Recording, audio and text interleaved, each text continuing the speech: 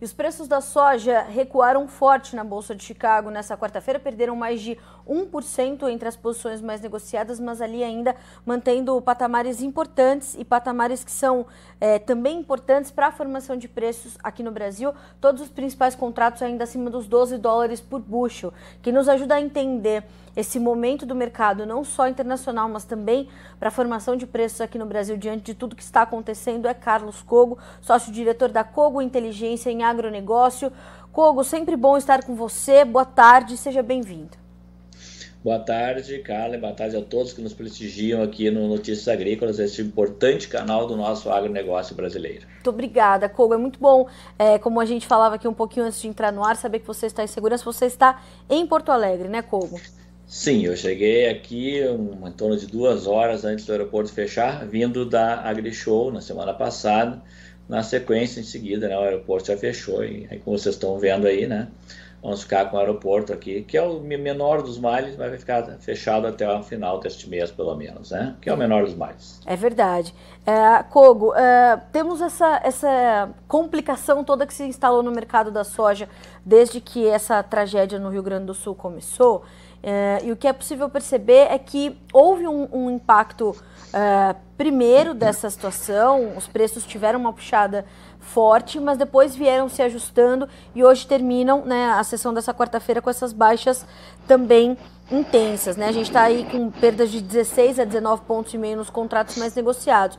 As duas informações estão conectadas? É um ajuste do mercado ou houve mais fatores que motivassem essas perdas de hoje?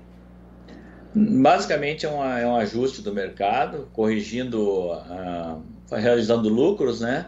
Depois de altas consecutivas, após os fatos que ocorreram no Rio Grande do Sul, tivemos uma alta de quase 7% nos contratos de curto e também nos contratos de longo prazo.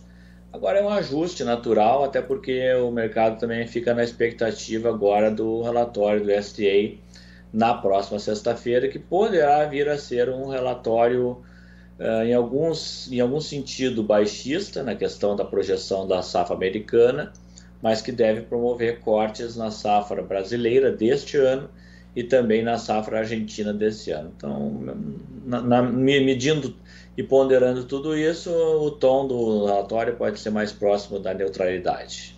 Tá. E, Cogo, esse relatório vindo mais neutro, que impacto ele teria para o caminhar dos preços na sequência da sua divulgação?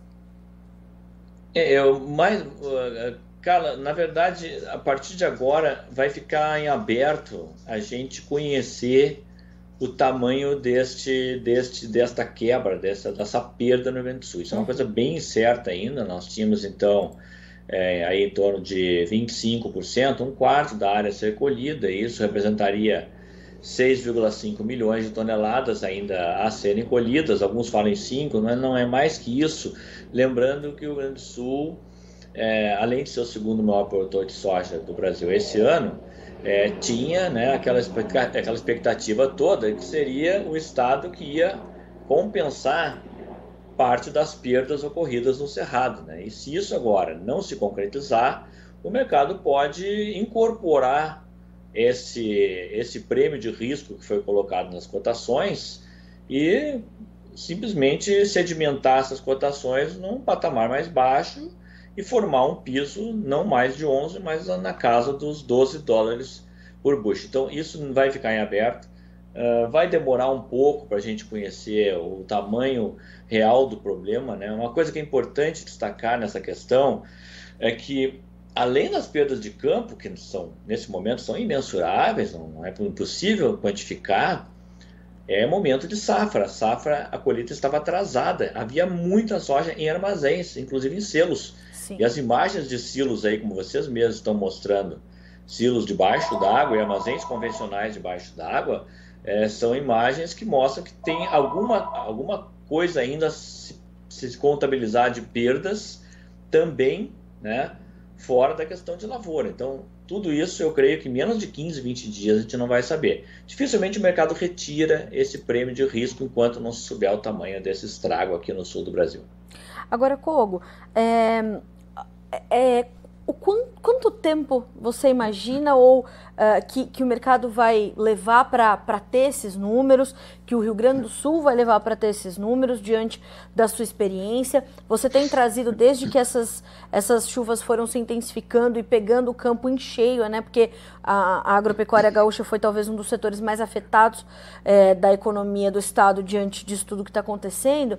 Como é que as coisas devem caminhar para se entender o tamanho de uma perda, de uma quebra de safra em função de um acontecimento como esse, nessa situação que não é possível nem acessar as propriedades, né? O que a gente pode esperar enquanto essas águas ainda estiverem, né, tomando o estado do Rio Grande do Sul? Perfeito. As equipes vão fazer esse levantamento de campo. O problema, como você mesmo já mencionou, é que nós temos não só problemas de rodovias federais e estaduais bloqueadas, mas há grandes danos nas rodovias, nas vias, né, vicinais, aquelas que fazem a ligação entre fazendas e estradas secundárias, tudo isso está danificado. É bom dizer também que provavelmente não é toda essa quantidade de soja que foi danificada, né? Você vai ter níveis diferentes aí, né, de totalmente danificado, parcialmente danificado, não danificado, e áreas que já escorreu mais rápido a água. Agora, com certeza, pensar num horizonte de menos de 20, 25 dias, para se ter alguma noção, seria muito otimista, porque Sim. primeiro nós vamos ter um bom tempo ainda as águas baixarem. Só para ter uma ideia, né? Aqui mesmo, no caso de Porto Alegre, o Lago Guaíba está com 5,20 metros ainda, é a mesma, praticamente quase a mesma coisa do primeiro dia, ou do segundo dia. Então, a gente vai ter um bom tempo, talvez aí entre 8 a 10 dias, somente para ver uma melhoria da situação das águas, né, e das estradas encobertas. Depois vai ter que ter obra civil, etc. Ou seja, talvez vai demorar mais do que o previsto para se ter um número mais preciso, né? Mas os primeiros números devem chegar aí em torno de 15 a 20 dias. Kogo, até que isso aconteça, ou vamos entender como é que o mercado vai se comportar diante disso, mas eu queria entender uma ação paralela que é entender se uma informação como essa, ou se um acontecimento como este, tem um outro peso para o mercado no meio de uma safra dos Estados Unidos em curso, porque ao passo em que isso está acontecendo aqui no Brasil, nos Estados Unidos o plantio vai avançando. Nessa última semana nós vimos os números do USDA chegarem com um avanço um pouquinho abaixo do que o mercado esperava. Tem um outro peso para o mercado isso acontecer enquanto está acontecendo o plantio americano, para uma safra que tem uma previsão de aumento de área bastante significativo. Como é que nós podemos entender esse quebra-cabeça que está se montando, Kogo? Bem observado. Esse fato teria muito mais peso se ocorresse antes do início do plantio americano. Então, agora as atenções vão ficar divididas entre a expectativa de perdas no Rio Grande e a expectativa de plantio, desenvolvimento das lavouras, avanço do plantio. Agora vai vir em seguida a expectativa de safra, que deve ser de alguma coisa perto de uma safra recorde apontada nos Estados Unidos, como Chicago. A gente sempre repete, é uma bolsa americana, uma safra grande nos Estados Unidos vai ter um peso baixista sobre os preços futuros. Por isso que é importante dividir esse mercado nas tendências que nós temos daqui até o final do ano e nas tendências que nós temos do início do próximo ano em diante. São duas tendências bastante distintas, e isso que é bastante importante a gente entender. Kogo, eu queria inclusive começar a compartilhar algumas telas que você nos enviou para entendermos Perfeito. Dessa situação. Eu acho que a primeira delas que mostra justamente esse caminhar das cotações futuras em Chicago e essa situação do weather market, né, do mercado climático, com a previsão de um laninha. Vou pedir até para a nossa equipe colocar a primeira tela no ar, essa que mostra as cotações futuras em Chicago. Como é que nós podemos entender esse movimento, Kogo, justamente com esse fator a mais, porque como se não bastasse, né, a gente ainda tem esse laninha no radar. O que também esse fator significa para o mercado futuro da soja daqui em diante? Perfeito. Então a gente está vendo aí, né, no gráfico, um fechamento de hoje, como foi observado, né, praticamente todas as cotações já então até 2026 em patamares acima dos 12 por bushel. Aquela linha vermelha, ela marca a média dos últimos 10 anos, que é de 11 dólares e 30 cents. Então nós estamos distanciando daquela média e gerando cotações aí, primeiro ponto importante, essas cotações, se forem trabalhadas pelos produtores nesse momento, tanto na venda spot como na fixação de vendas futuras, geram lucro em todas as regiões do Brasil. Esse é o primeiro ponto importantíssimo, né? Nós temos aqui cotações até o final de 2025, que uma média ponderada saem do zero, margem zero para margem positiva. Nós ainda estamos recalculando isso, mas já apontou margem positiva. Então, já isso, a primeira coisa que isso aqui indica é um ambiente interessante para fazer negócios, tanto na venda do mercado disponível, compra de insumos que ainda está atrasada, tanto sementes, fertilizantes, defensivos, como também fixação, né, de vendas futuras, e isso para todas as regiões, tá? O outro sinal importante para ser dito também é que o mercado futuro ele se movimenta todo ao mesmo tempo. Então, essa alta que está sendo imposta no curto prazo por problemas, principalmente no Brasil, no sul do Brasil, sim, ela também se reflete no longo prazo, porque envolve uma revisão de estoques.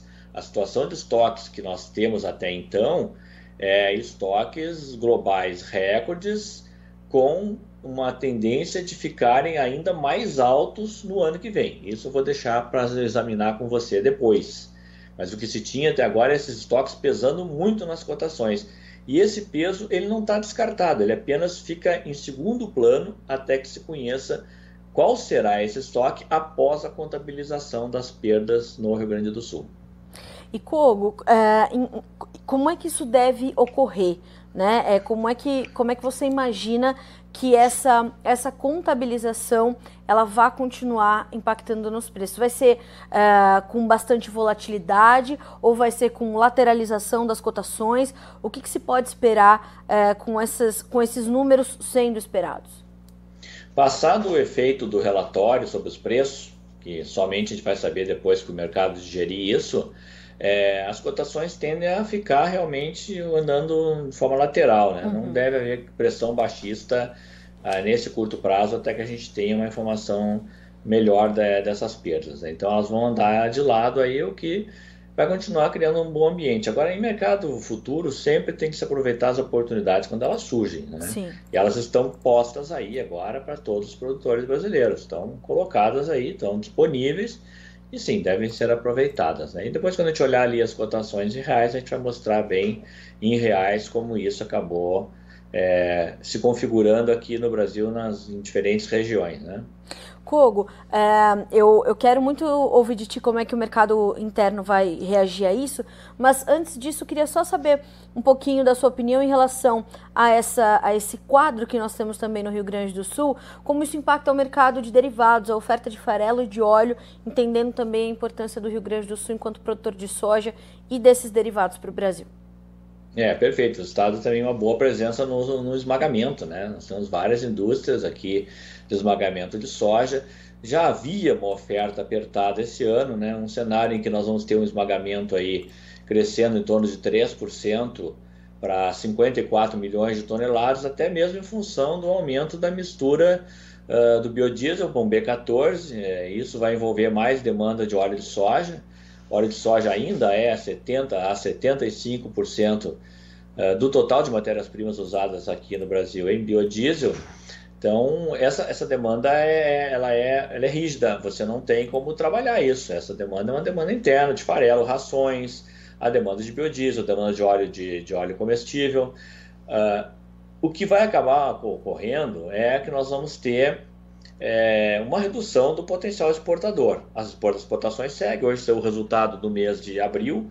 O mês de abril já teve um desempenho de exportação 17% abaixo do mesmo mês do ano passado. No acumulado do ano ainda há um avanço, mas a partir de agora as exportações vão perder ritmo. E ao perderem ritmo, os prêmios nos portos vão subir, mais do que estão subindo. Então, toda essa combinação vai gerar um estresse no mercado em torno de disputa de mercadoria. Os exportadores querendo continuar a exportar, até porque os prêmios estão positivos, e o mercado interno tendo que segurar o produto mais escasso para fabricar farelo, óleo e também fabricar biodiesel. Então, esse estresse, obviamente, é a favor do produtor, porque vai envolver altas de preços superiores a que nós vamos mostrar nesse momento.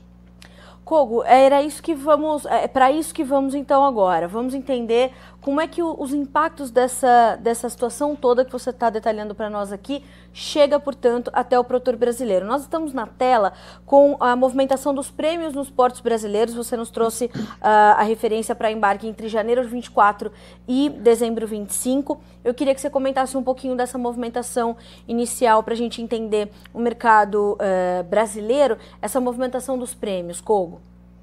Perfeito. No ano passado, que não está aí na tela, os prêmios ficaram negativos até agosto. Esse ano não, os prêmios já estão positivos, né? Os embarques a partir de agora já são com prêmios positivos. E o interessante é que esses prêmios estão todos os dias ou todas as semanas, a gente observa esses prêmios subindo.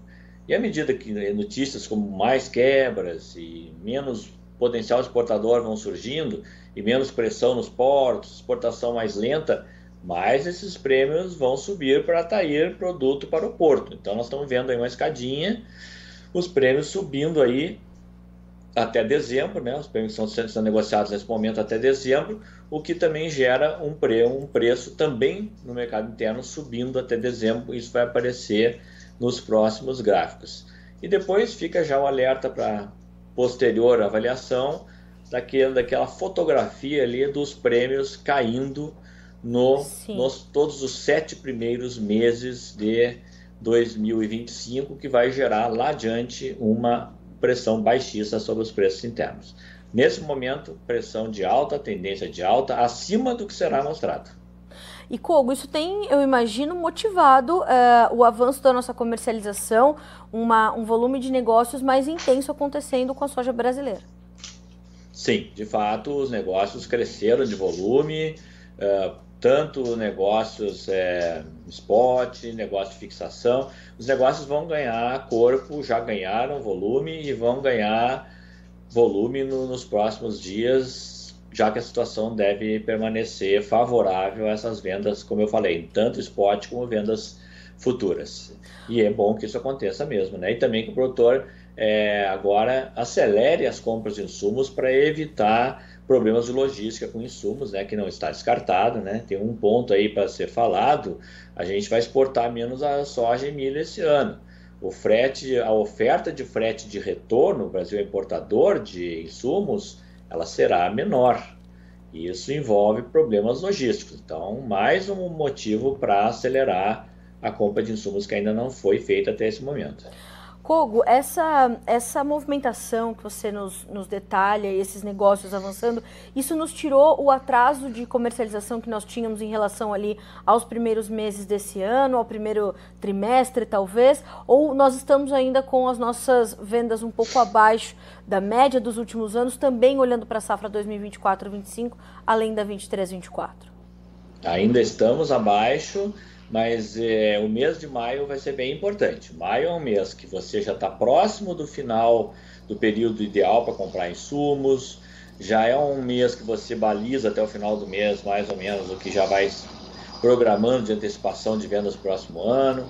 Então, esse mês de maio realmente vai ser crucial para a gente ver se esse ritmo vai conseguir agora ser nivelado, depois até ser ultrapassado, que seria bastante bom também, até para o próprio ano que vem, né? Quanto mais negócios antecipados o produtor brasileiro fizer esse ano, menos aqueles preços negativos vão impactá-lo no início de 2025.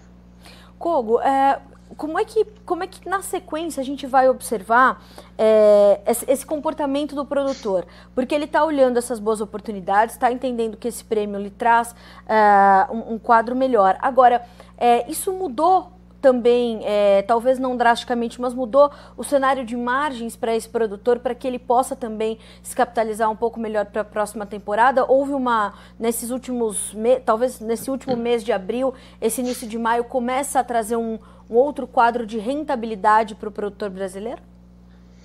Não mudou tanto assim, mas a parte boa é que a gente estava ainda muito perto, no caso do Cerrado, de uma margem zero. Margem zerada, lucro sobre a margem líquida sobre o custo total, zero. Havia um resultado sobre o custo operacional, que é o que o produtor, a maioria, não a parte, calcula, né? Então havia ainda uma margem aí de pouco mais de 25% sobre o custo operacional. Agora a gente passa a ter uma margem maior sobre o custo operacional e uma margem líquida real, ou seja, a soja volta a deixar resultado para poder amortizar, fazer depreciações, coisa que não se viu no último ano e meio. Então é uma situação nova, sim.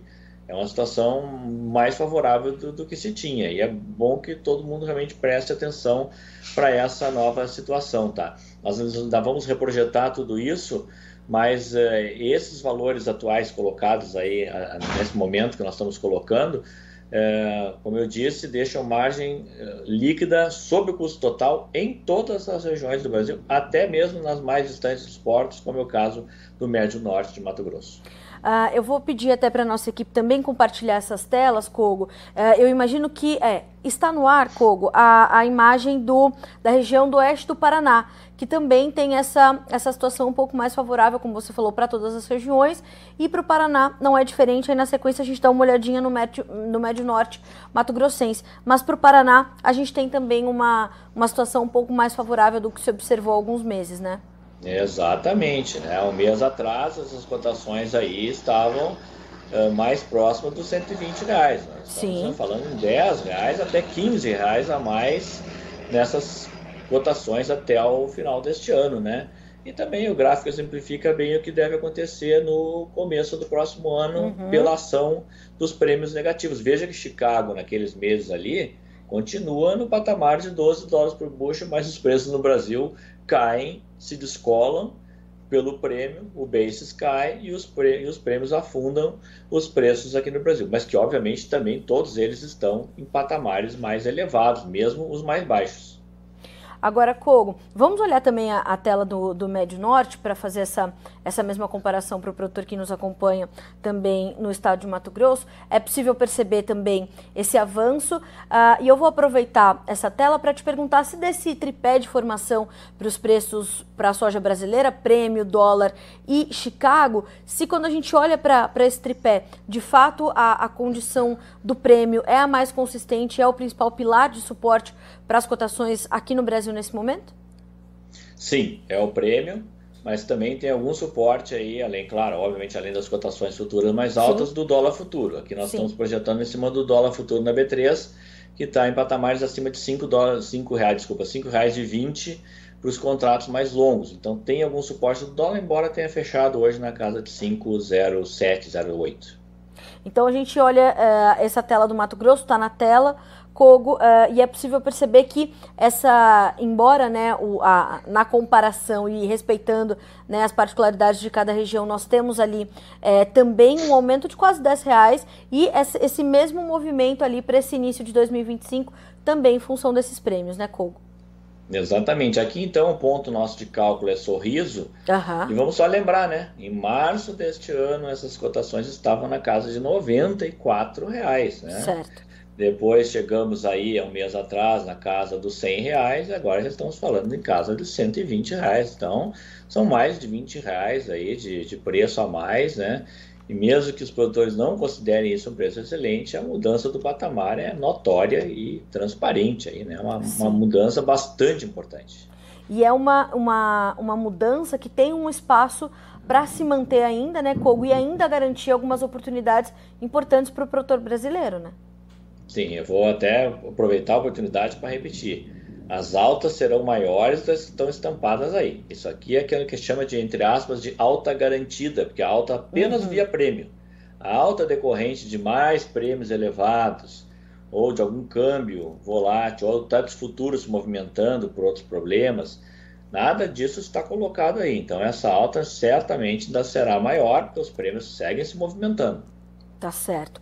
Kogo, para a gente finalizar, mais alguma orientação que seja crucial para o produtor nesse momento, que está acompanhando esses números todos, essa mudança de patamar, é semana de relatório do USDA, enfim, tem muitos números ainda para aparecer, muitas informações para checar. Alguma informação a mais que o produtor precise ter atenção para tomar suas decisões nesse momento? Sim, é muito importante. O viés de longo prazo não mudou.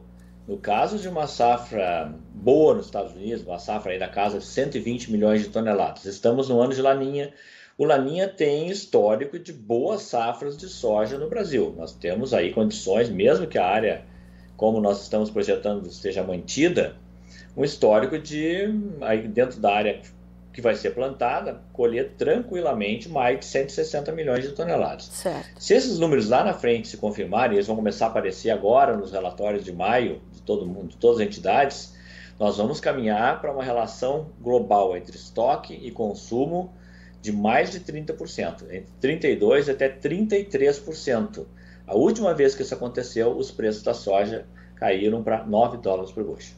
Este é o cenário de longo prazo, é um cenário baixista. Certo. Sem cravar piso de preço, é um cenário baixista. Tá certo, a gente vai monitorar. Kogo, olha, sempre é muito bom ter você conosco, sempre enriquecedor para a nossa audiência. Nós temos uma pergunta aqui para ti, do pessoal da Mombelli Agronegócios. Kogo, boa tarde. Com essa queda de hoje em Chicago na soja a curto prazo, tem alguma tendência altista para novos negócios? Iniciamos a semana com indicação de 105 e hoje R$103 por saca, base março de 25. Acho que dessa forma você já deu uma resposta, né, com algum viés de longo prazo, não mudou.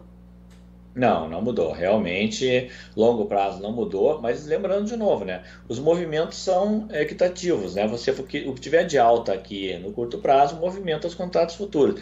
Esses contratos mesmo para 2025, eles já estiveram na casa dos 100 e agora estão se movimentando também. Então, a movimentação é a mesma. Agora, o viés para longo prazo não muda, segue sendo um viés baixista de cotações no início do ano mais baixas do que as atuais. Tá certo, a gente vai acompanhar. Kogo, muito obrigada mais uma vez, que você possa permanecer em segurança, você e sua família, né, e contem conosco sempre, né, eu tenho dito em todas as participações que eu faço aqui no Notícias Agrícolas que o nosso coração e as nossas boas energias estão concentradas para vocês aí no Rio Grande do Sul. Fique bem e precisando de nós, estamos aqui à disposição. Kogo. Amém. Tem muita gente ajudando aqui. Não só gaúchos, todos os estados. Então, realmente, a gente também fica muito agradecido a todos. Obrigado. Obrigada, Kogo. Uma ótima semana para você. Dentro do possível, a gente continua a se falar, meu amigo. Até a próxima. Um grande abraço. Abraço. Até mais.